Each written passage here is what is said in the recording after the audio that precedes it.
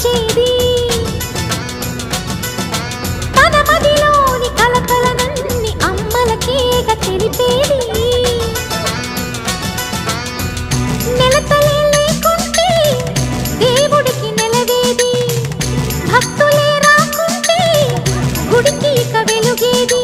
దయతోటి కుంకుమ పూలు అక్షింతలు మనమంతా ఇవ్వాలి తన తాళి నిలపాలి తాళి కాచే ముత్తైదా ఎల్లమ్మ ఎల్లమ్మ పోదామా ఎల్లమ్మ